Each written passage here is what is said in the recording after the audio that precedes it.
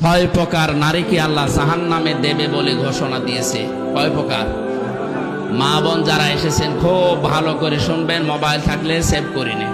এই ছয় প্রকারের ভেতরে যদি আপনি এক প্রকারে পড়ে যান, আপনার নামাজ রোজা বোরকা পরা সব মাঠে মারা যাবে, আপনি জাহান্নামে।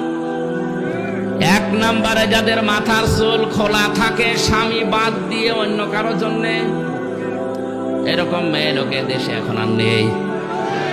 যে হোটেলে আসি আল্লাহর ওলিরা সব ওই হোটেলে উঠেছে।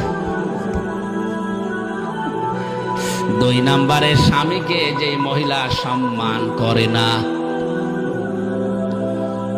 তিন নম্বরে স্বামীকে বাদ দিয়ে দেবর ননদ বা অন্য কারো সাথে যারা হাসি তামাশায় লিপ্ত থাকে বেশি সময়, স্বামীর কাছে আসলে মুখ গোমরা হয়ে থাকে।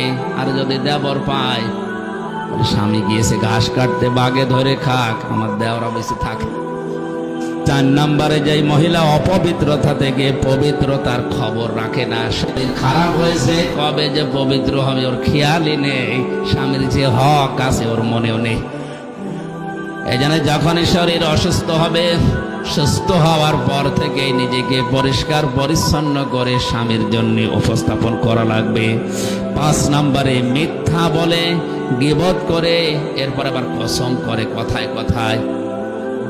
মেয়েদের স্বভাব এটা বেশি, ওরা কিছু হলেই কসম কাটে। জনের নামে শুধু কসম কাটা জায়েজ আছে।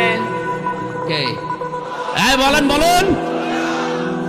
আমরা কসম কাটি বড় যে জিনিস, সে জিনিসের উপরে এ দুনিয়ায় সব চাইতে বড়। বলেন বলুন?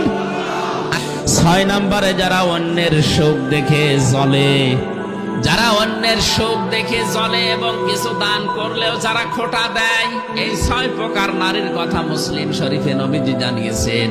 আশা করছি মা বোন যারা এসেছেন, এই 6 প্রকারের কোনো কিছু যদি আপনার ভেতরে থাকে, আপনি এই মুহূর্তে নিজেকে পাল্টাবেন।